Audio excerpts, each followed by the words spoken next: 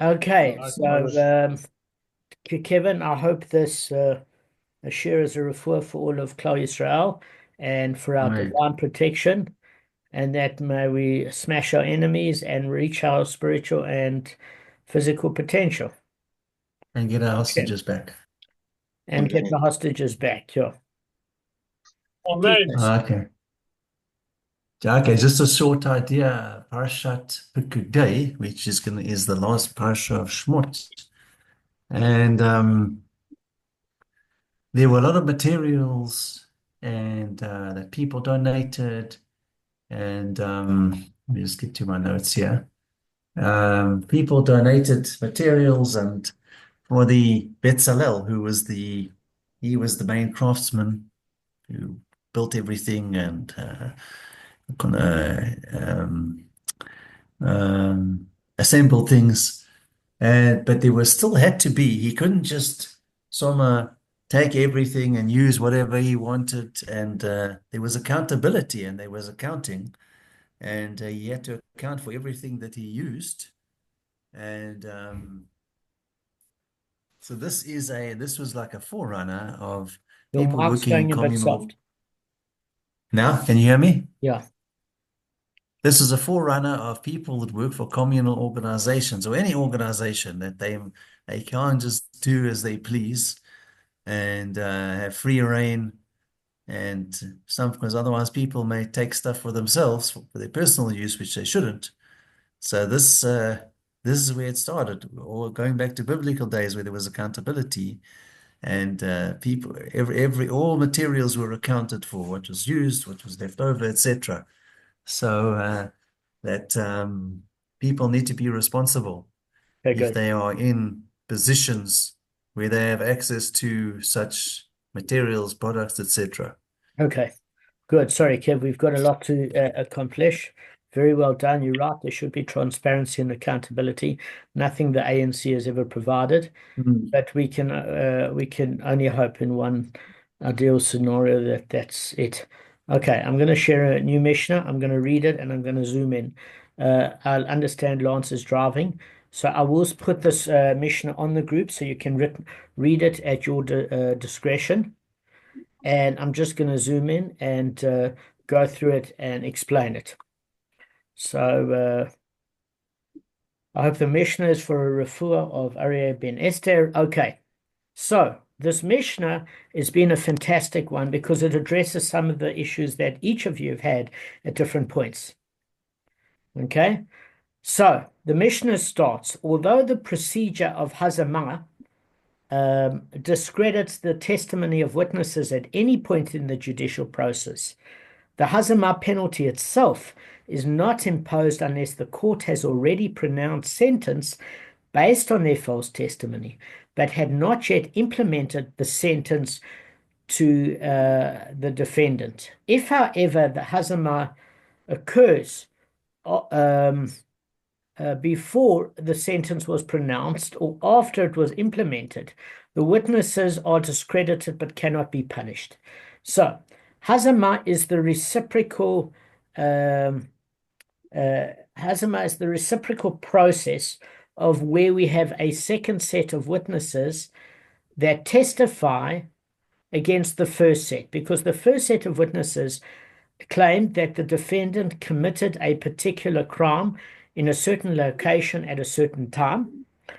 And up until the time that the verdict is given against the defendant, um, if there's another set of witnesses that come and testify that the first set were with them in a different location at the time of the crime, then the first set are proved to be what you call zomamim, which is conspiring or plotting witnesses against an innocent defendant. So if it occurs before the defendant is sentenced. In other words, if certain knowledge comes to the fore before the defendant is sentenced, and the second set said the first set could not have witnessed the crime, we do not punish in this world the conspiring or plotting witnesses because no damage has actually been done at that point in terms of legal sentencing. If the crime had, or if the defendant had already been punished on the basis of the conspiring testimony or plotting testimony of the first set of witnesses, and then a second set came out and said, look, look, look, they were with us somewhere else, but they killed the person. It's too late. What actually happens in that particular case is the two first set of witnesses that plotted against the defendant, when they are said to be at a different location with the second set of witnesses, the reason they're not punished is because the sentence has been carried out. Now, this is counterintuitive for obvious reasons, and we're going to go through it in the Mishnah. So there's a small window period at which Hazama discredits the testimony of the witnesses where they get the reciprocal punishment. If it happens before the verdict is given to the defendant, the second set are believed and the first set are rejected as witnesses, and it is thrown out of court, but they are not punished. Okay, that's where we are so far. We're going to talk about why. So, Zomim witnesses, whenever you read the word Zomim, it's plotting or conspiring witnesses. The word Hazama is the process of a second set of witnesses saying that the first set were with them in a different location at the time they testified against the defendant. Okay? And the reason I'm saying this, even though you guys know it 100 times, is we have many people on YouTube that are new to this and these concepts, so we have to just give them a little bit of leeway. But you are still my favorite, just saying. Anyway, Zomim witnesses, as the Mishnah continues, are not executed as punishment for testifying falsely that someone was liable to execution unless the verdict has been delivered before they were discredited. So it's that small window period. So, before offering the scriptural source for the above law, the Mishnah digresses to a related matter. Now, I'm just going to discuss what this actually means before we continue. What's this related matter, guys? Well, if we just get started, I'm just going to just hang on 1 second. What I'm trying to do is get up my history channel here. Okay. So let me just give you a bit of background. There were two groups, and I gave this shir in the Hanukkah shir in Meritum Aleit Mom. You have what you call the Pharisees and the Sadducees. So the Pharisees believe in both the written and oral tradition of the sages, and the Sadducees were in opposition to that. So in case any of you didn't hear that Hanukkah shir, basically, guys, the Sadducees or Saddukim were a heretical sect, and they were in the Mishnaic era. And if you look at where the beginnings are traced to, it was basically to Tzadok, who was a disciple of Antigonus of Socho. So basically, if we're looking at a time period of before the Common Era, I call it before the Common Era, but some people get very upset, especially non-Jewish people, when I say it like that. This occurred about 260 years before the Common Era, and it lasted until 10 BC. So that's when he lost it. So he lived approximately 50 years only. So Tzadok lived about 50 years, and he was a disciple of Antigonus of Socho. Now, a tzadok is definitely not a tzaddik in this case. He denied the divine origin of the oral tradition. And actually, he goes further than that. He refused to accept the interpretation of the written Torah handed down by the sages.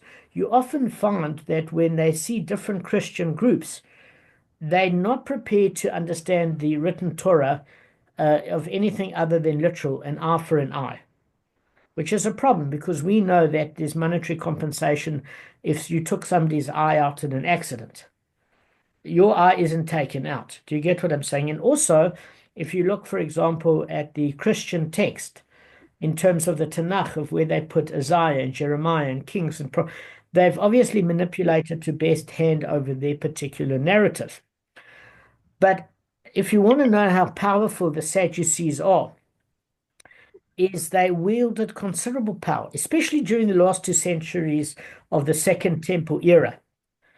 And for a while, during the rule of Alexander Yanai, who was the Hasmonean king. So when was Yanai around? He was about 103 years to 76 years before the Common Era. Now, we don't say he lived that long. We're saying his reign was approximately that long. So it was about 27 years. And in that case, the Sanhedrin consisted of Sadducees, the entire Sanhedrin. Not only is this corroborated in historical journals, but it's even mentioned in Kedushin 66a in the Gemara. Now, you have a problem because if the entire Sanhedrin was Sadducees, it was certainly, we wouldn't necessarily say corrupt. They certainly weren't carrying out the oral and written tradition as we understand it. They were certainly off the derech, but they weren't necessarily bribable in the sense that we understand corruption to be. We just know it certainly wasn't the right sort of ruling. So Hashem, in His mercy, gave us Shimon ben Shattach. Guys, anybody know who Shimon ben Shattach was? Guys? No, give up. Shimon ben Shetach. Yes, you know him. Well, it's actually I Shattach. can't remember. Don't pronounce it Shattach. Right. So, Before my time. what, Arth? It's before his time. Yeah, it was before your time. Okay, so basically, he was a genius because they could have killed him. I don't know how he never got assassinated, but Shimon ben Shetach or Shattach, people pronounce it differently. He actually was able to secure the resignation of all the Sadducean judges through a series of debates in which he demonstrated the untenability of the Sadducean positions, right? And the strength of the sages' tradition. So we have a very, very similar case with different people throughout history. I think Rambam was one of them. There was the Vilna Gaon. There were certain people that basically Christians were forcing Jews to convert under pain of death. And there were certain Christians that thought themselves intellectuals. And there was a discussion with the certain kings and popes. And the king turned around and said, listen, you need to prove your case. And obviously, sometimes the game was rigged in those particular cases where they couldn't have free speech. Their families would be at risk. But obviously, in this particular case, the entire Jewish people got together and said, we're not going to be at the mercenary judgments of these Sadducean judges because they're not following the Pharisees' oral and written tradition. And therefore, if you want to stay in those judges, especially since the entire Sanhedrin consisted of them, you have to win the logical arguments based on evidence, history, timelines, tenability, logic, spiritual traditions from Moshe at Har Sinai. It has to stand up to scrutiny. So Shimon ben Shattach was able to secure the resignation of every Sadducean judge when they lost the debates. The fact that that was able to be achieved is a big, big deal. So how does this relate particularly to our Mishnah that we're dealing with here? Is because there's a certain point where this becomes difficult because the Sadducees turned around and said, listen, Zomimim witnesses are not executed, if you look back at the screen, unless the accused has been executed as a result of their testimony. Again, the rabbis turned around and said that it's only before the defendant was executed, but sentence has been passed, but not before the verdict had been delivered, nor after he was killed. It was a small window period that applied the reciprocal penalty to the conspiring witnesses. But the Sadducees said that in order to kill the Edom Zomimim, the actual life has to have been lost of the victim or the defendant. Okay? And what's their reference? They say a life in place of a life. Can you all see that on the screen, guys? I don't expect Lance to. Okay? Mm. And it says this in Devarim chapter 19, verse 21. Now, why is that relevant? Because in chapter 19, verse 19 in Devarim, what do we have, guys? What do we have? What's in there? We've been going through it in the beginning. What's in Devarim chapter 19, verse 19? You shall do to him as he planned to do to his brother, yeah? Guys, that is the basis for Adam Zimmerman. Guys, are any of you with me? No, we do. We don't know 90. We don't know by Yeah, but we numbers. went through it in the beginning for every time. I keep Doesn't saying matter. We still don't. We Okay. can't use a reference for us. We're shocking, all of us. All right, so a laugh in the place of the laugh is how that pasuk continues. So the Sadducees say, listen, the hazama penalty is reserved for a case in which a laugh has actually been taken because of them. And the rabbis replied to the Sadducees, has another verse not already stated that, and you shall do to him as he planned to do to his brother, which was in 19 verse 19, indicating that his brother's still alive. Let me just tell you the logic. The rabbis turn around and say, why does it imply a living person? If you want to plot to kill somebody, at that point, is the person alive or dead, guys? Alive. Alive, obviously. Why? Because if you shall plan to him as he did to do to his brother, and they want to have this guy killed, if he's killed, can you plan to kill him? No, goal achieved. So therefore, it indicates that the brother is technically alive. But they do agree on some level in the sense that basically there is this concept of a laugh for a laugh in a certain respect. Okay. Because having produced biblical proof of their position, the rabbis refuted the proof adduced by the Sadducees. It says, but if so, that the punishment can be administered only if a verdict has not yet been carried out. The Mishnah wants to know, why does the verse say a laugh in place of a laugh?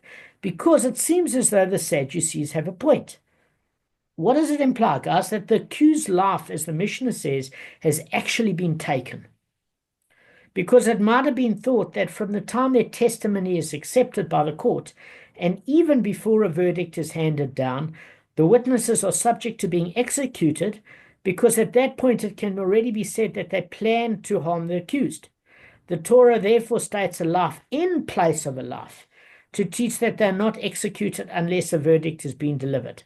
So the rabbis are a lot more subtle.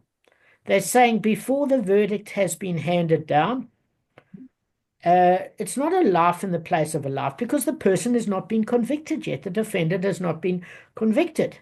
So therefore they agree with the Sadducees that until the victim has been, convicted, he hasn't technically halachically lost his life, has he? In any legal sense, yes? But No, he's still alive.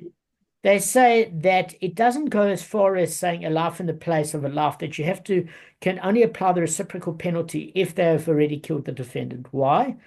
Because within two verses before this passage, it says, and you shall do to him as he planned to do to his brother. Meaning, if you'd already killed his brother, their plan was successful. Their plan was already successful. So you now can't go back and say, as he planned to do to his brother, because his brother is still alive. So therefore, you can't retroactively kill him in that case. Do you see the subtlety, guys? Anybody with me? No, we're listening. We're trying to follow. Okay. Okay. So listen, you must know there is something pertinent here. There's two or three different ways you can look at this.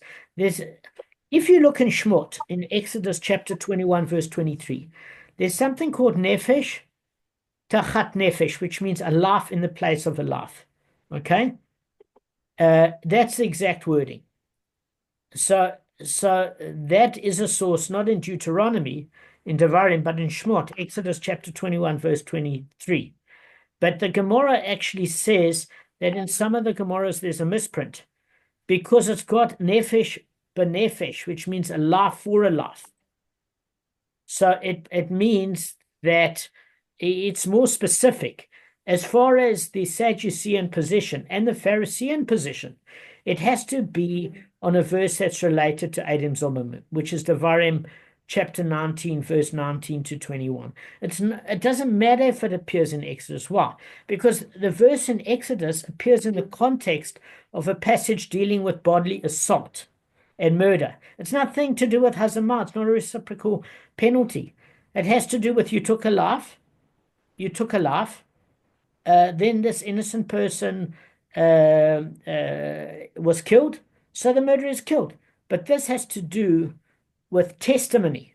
So it can only appear life for a life in the context of Adam Zomimim. Otherwise, we'd have no idea what to do with people that testify falsely. They never actually murdered somebody. Their words did something. And according to some, words aren't not even as bad as an action. Nobody was directly killed here.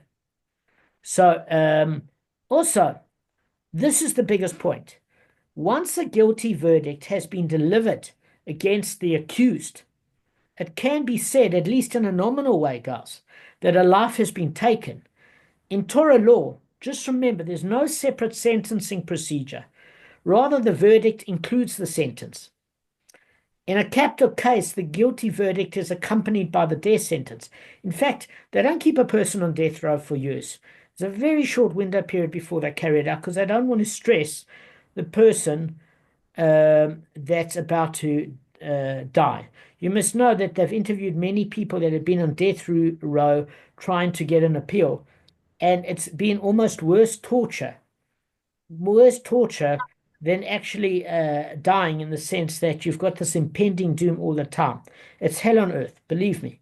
So they want to get rid of this as soon as possible. So if you hit that window period, then that's the case. Because in a legal sense, from the moment a death sentence is pronounced, the condemned is actually legally considered a dead person. Consequently, once the accused has been sentenced, the Zomimim can be considered to have literally taken a life in a legal sense, and their punishment can be termed as life for a life. But it cannot be a life for a life once the defendant is killed, because if he's already killed, you can't do to him as he planned to do to his brother. It's done. It's done. Okay. Does that all make sense, guys? Yeah. All right. That's fine. So let's go on. Not will go on, but let's go on anyway. All right. Well, it's before our time, but we get it. It's all before our time, all of this. Okay. So we're gonna just have a discussion in terms of the concepts of what's involved here. So the Gemara is going to cite this lengthy brisa, and it is a very, very good question, because this is a question that Gavin actually brought up in Sanhedrin ages ago, and each of you have brought this up in one way or another, that it's about a kol v'chomer. Okay, so I'm going to explain to you. So there's a brisa that teaches Baribi. So who's Baribi? Baribi is a personal name. Basically, in Chulin 11b, Rashi interprets it as a title of honor, meaning a scholar preeminent in his generation. So basically, Baribi said, one of the leaders of the generation, if the witnesses who testified falsely have not killed their victim with their false testimony, and they are executed when they are proven to be conspiring witnesses, zomimim, in fulfillment of this reciprocal penalty, but once they have killed, in other words, once the court has successfully executed the accused, when the second set have already come against the first set, but it was too late, they're not executed for their false testimony should this prove successful. So Baribi concisely summarizes the Mishnah's ruling and adds that once the court has carried out the sentence, the Zomimim, the conspiring witnesses, are no longer liable to reciprocal punishment. And this is questioned. Now, very few people would question the leader of the generation. Who do you think questioned him? Rashi. His father. My Rashi was Wow. way after this. His Way father. after, I thought so. Yeah. Yeah, his His father father. turned around and said to him, Baribi. In other words, his father even spoke to him with respect. He called him Baribi, meaning, my dear leader of the generation and son of mine. My son, he said, is this not a kol v'chomer? Now, what does it mean? It means, although the verse teaches the punishment of Zomamim witnesses, it clearly refers to an instance in which the accused was not yet executed. That's how we learn it. So it can be demonstrated by means of a kol v'chomer argument, which is an il futori argument in Latin, that they should certainly be punished if their plot was successful and he was executed. So Lance, I know you're not on film, but can you tell me what an il futori argument is, a kol v'chomer? You should know at this stage, even though you've joined us Sorry, later, because you're very smart and we've been through it. go through that phrase. What is an il futori argument and kol v'chomer?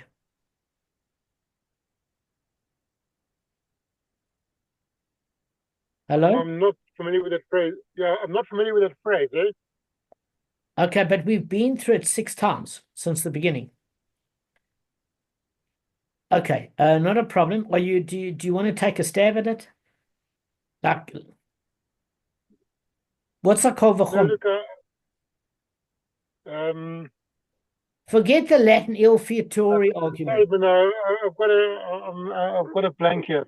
It's okay. May we all have blanks at us if ever there is a gun pointed, but may there never be a gun pointed. Okay. So, Brendan, you're the next one on the hit list because you're the latest to join the group. What's a kol v'chomer? You were there from the very beginning. At least in Lance's defense, he joined a little bit later, so he only managed to have heard it maybe 2 or 3 times.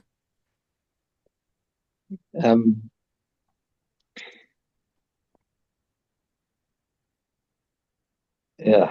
Okay, it's okay. It's okay, Brendan. You can derive an answer from a lenient one from a stricter one.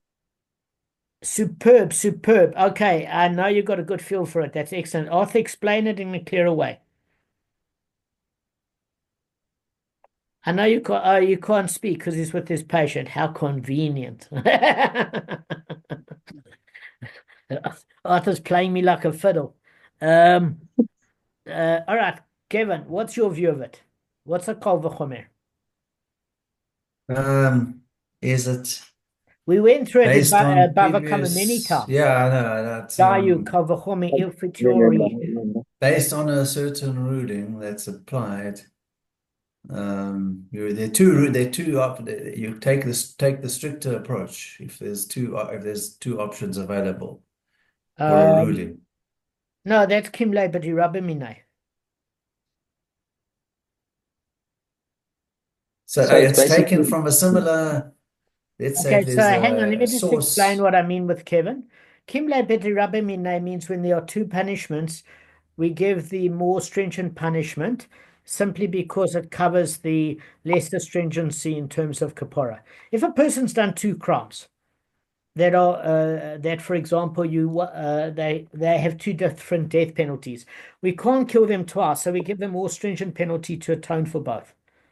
Okay, which means, so for example, if somebody has even lashes or a death penalty or 2 death penalties or lashes and a monetary payment, etc.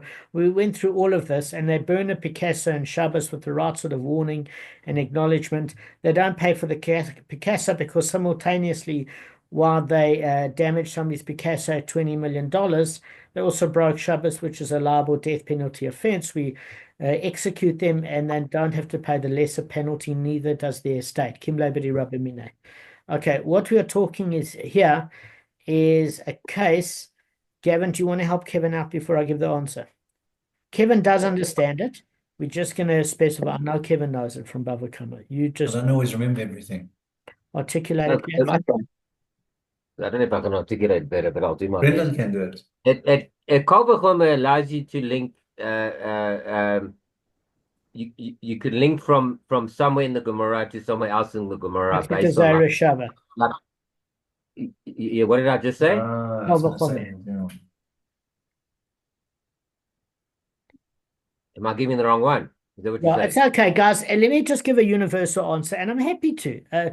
Listen, you guys you run projects during the day. You guys have got a lot of pressure. You're also fatigued. So that's why we go through it. And it's good because whoever listens on YouTube, they know what a kal vachomer is. So a kal vachomer is an even more so argument. Meaning, if in a case where you merely attempted, this is what Baribi's father said to Baribi, in a case where you merely attempted to have somebody, the Adim Zomim, the conspiring witnesses, merely attempted to have someone killed, and a verdict was passed against the defendant, but the defendant wasn't actually killed. At that point, we apply the reciprocal death penalty for what they intended to do to the victim when the second set said, after sentencing, that they were with him in a different location. Then, if their plot was successful and they had actually managed to get this defendant killed, and only then the second set of witnesses said, hang on, they were with us at a different location at the time they allegedly saw this defendant commit the crime. Even more so, if the Adam Zomimim get killed for what they attempted to do, surely if they're successful, they should even more so get killed, which would seem to support the logic of the Sadducees, because the Sadducees were basing a lot on logic. Do you understand what a kol vachomer is saying? It's saying if in a lesser case a punishment is implemented, surely in a more serious case, even more so the punishment should be implemented. Do you get But that? you still have to link from one case to another. No, but it's different to a Gezerah Shava. You were using the term Pesakim. I'm not being pedantic. Gezerah Shava. But you first need to link before you can just. No, you can't. No, Gavin, you're linking. Just let me finish one sec, please. Is you linking logical inferences, but you said you linking passages in the Torah. That's a Gezerah Shava. I just want to make a distinction. I'm not here to fight with anybody. No, listen. Yeah, but you're linking to like to some legal aspect or something that's sitting somewhere else in the Gemara, and then you can see if you can apply it either to or you restrict it to you limit it based on this particular case. No, I get it, but what you said when we played back the videos, you said you're linking Pasukim, and this is where it's different. Is because when you use a Gezerah Shava, like for example, we learned in Bavli coming. Well, you can link it by keyword. It doesn't have to be by. Come on, just let me finish, please, Gav. All right. Try and explain it. Okay, go ahead. Is that when we know that there are 39 prohibitions in terms of activity, we link the Gezerah Shava because the prohibition on Shabbos comes with specific wording directly after repeated wording with related to Shabbos with regards to building the Mishkan. That's how we know what activities are prohibited with the Avos and the Toldos, the primary and secondary subcategories. But in this particular case, what the Sadducees did is they didn't acknowledge the written Torah in its present form, nor did they acknowledge the oral Torah. And Baribi's father said, in a non-disrespectful way, my son, the teacher of the generation, surely if you intended to kill somebody on what they attempted to do, surely if they did it, which is purely a link by logical inference and not and this is the whole point that this Gemara is going to bring. When the logic is rock solid, you would think that that would trump scriptural linkages, but in fact it doesn't. And this is the whole argument between the Pharisees and Sadducees of what you brought up here accidentally, which was brilliant, is that it's not the case, because what we're going to learn is according to that the Sadducees should be stronger than the Pharisees, because they're saying, listen, if you attempted to kill somebody by your testimony and you were successful and the person hadn't yet been killed, then in a case where you were successful and that innocent person was killed because of these conspiring witnesses, even more so they should die because of their testimony. But that has no pasuk link whatsoever. It's pure logic. Pure logic. Yeah. Okay, no, that's fine. I did actually get mixed up. It's fine. So where you got a strong case is when the Pharisees use it. They use it as a restrictive policy with regards to a dayu. A dayu is restrictive, meaning when you need both logic and scriptural adaptation. One should have both, because by pure logic, the whole Gemara that we're going to do is going to go through, well, the logic is rock solid. How come it doesn't work in this case? And we're going to go through it. But the one thing of it is that you've got a point is dayu. If we looked, dayu means that the source of the strictness, when it's applied to the target area, you can't go more strict.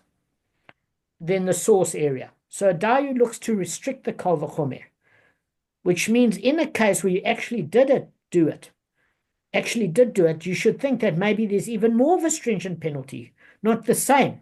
But the concept of a dayyu says at least the same. At least the same, whatever death penalty, maybe not more of a stringent one, but at least the same. So in other words, what we did when we were doing public domain, private domain, is if you're responsible in the public domain if you're responsible in the private domain, you're even more responsible in the public and vice versa, because it's an added level of responsibility. Remember, we said, but you have to restrict it. You can't go more stringent than what you're responsible for. Remember the dayyu principle. So if your animal goes into the well, we're not going to have a whole share in Bava Kama, but in other words, what we're doing is we're not going more stringent and saying, hey, when you actually did it, it's more stringent, so we could give us heavier smack or heavier punishment. We're saying, no, let's just say the dayyu constricts it that the application is not more stringent than what they attempted to do. Let's just even say it's the same. But why can you not even apply a restricted kal v'chomer here? And we're saying specifically it's not source-based, which is why the Sadducees had an argument. It was purely logic, Gav.